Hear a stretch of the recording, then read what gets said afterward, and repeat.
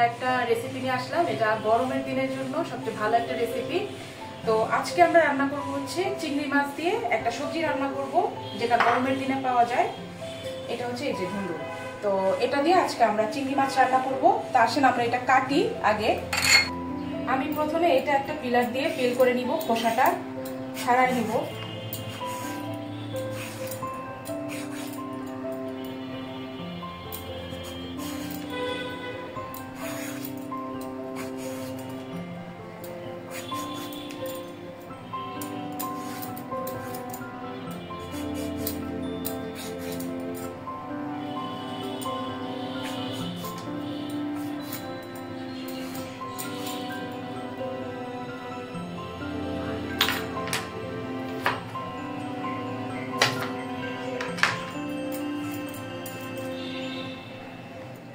আচ্ছা, আমরা এখন এটাকে কেটে নিব। এই যে মাঝখান দিয়ে একটা ফালি করে আমি জাস্ট 4 টুকরা করে নিব।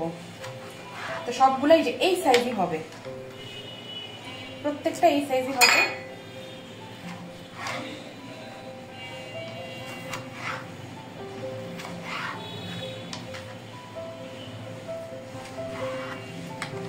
একটা 8 টুকরা হবে, এই যে এরকম করে সাইজ হবে প্রত্যেকটা।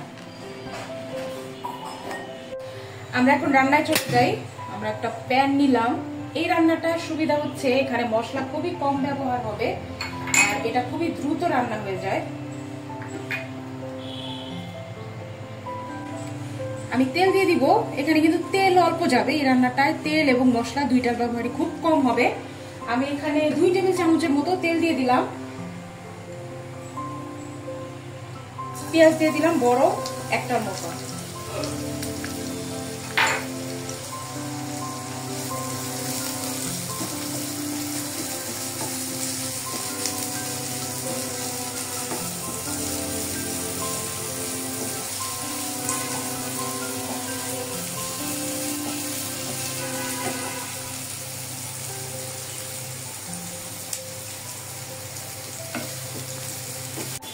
আচ্ছা, এই রান্নাটার হচ্ছে যে পেঁয়াজ কিন্তু খুব বেশি ভাজার দরকার নাই। এখানে হচ্ছে মশলা কম যাবে, তেল কম যাবে এবং সবই কম থাকবে। আর আরেকটা জিনিস মজার ব্যাপার হচ্ছে এখানে কিন্তু কোনো পানি ব্যবহার হবে না। এই রান্নাটা কিন্তু সম্পূর্ণ পানি ছাড়া। তো আমি এখানে অল্প একটু হলুদ গুঁড়া দিয়ে দিচ্ছি, একদম অল্প। আমি এখন দিয়ে দিব লাল মরিচের গুঁড়া, এটা আমি অল্প অল্প করে দিব। আর হচ্ছে অল্প একটু ধনিয়া গুঁড়া, এগুলো সবগুলাই হাফ চা চামচের মতো দিলাম। বেশি মশলা দেওয়া যাবে না।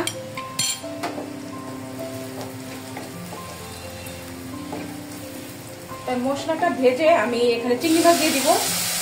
চিংড়ি মাছ আমি এখানে 100 গ্রামের মতো নিয়েছি, একদম অল্প। এটা একটু ভেজে নিতে হবে। আচ্ছা, আমাদের চিংড়ি মাছটা কিন্তু আমরা বেশিক্ষণ ভাজবো না, এটা আপনারা 1 মিনিট 30 সেকেন্ড বা 1 মিনিটের মতো ভাজবেন। এখন আমরা ধুন্দুলটা দিয়ে দিব। এখানে আমি 1 ফোঁটা পানি দেই নাই, কারণ পানি দিলে এটা থেকে যে একটা রস বের হয় ওইটা একটু মিষ্টি লাগে। তো পানি দিলে ওই মিষ্টি ভাবটা চলে যায়। তো আমি সবগুলো দিয়ে দিলাম। এখন মশলার সাথে এটা খুব ভালো মতো মিশিয়ে দিতে হবে।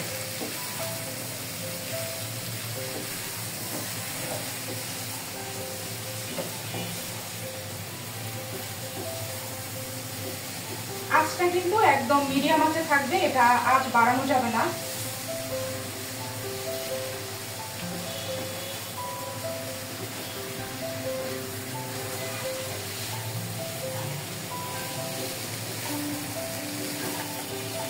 আমরা এখন এটা ঢেকে দিব। অল্প একটু লবণ অ্যাড করবো এখানে। আমি পরিমাণ মতো লবণ দিয়ে দিলাম এখানে, হাফ চা চামচের মতো।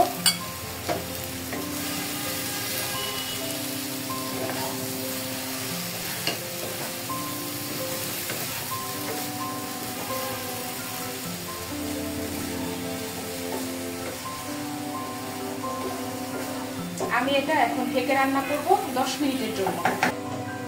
আমি কয়েকটা কাঁচামরিচ দিয়ে দিলাম, দিয়ে আমি এটা ঢেকে দিলাম 10 মিনিট।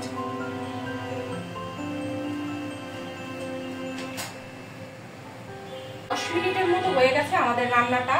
তো আমি এখন দেখি কি অবস্থা। দেখো এটা একদম পানি উঠছে, আমি কিন্তু এক ফোঁটা পানি এখানে বাইরে থেকে দেওয়া হয় নাই, এটা সম্পূর্ণ ধুন্দুলের ভিতর থেকে পানিটা বের হয়েছে। আর এই পানিটাতেই পুরো রান্নাটা কমপ্লিট হয়ে গেছে, এটা কুক হয়ে গেছে পুরাটা। এটা 2 থেকে 3 মিনিট আমরা এইভাবে রেখে নামাই ফেলবো।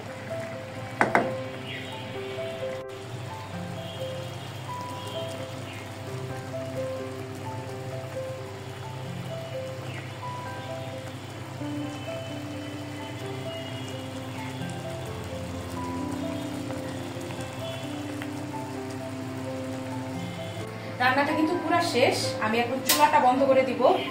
এই যে খুব সুন্দর একটা কালার আসছে, আমি এটা একটা বোলের মধ্যে ঢেলে নিব।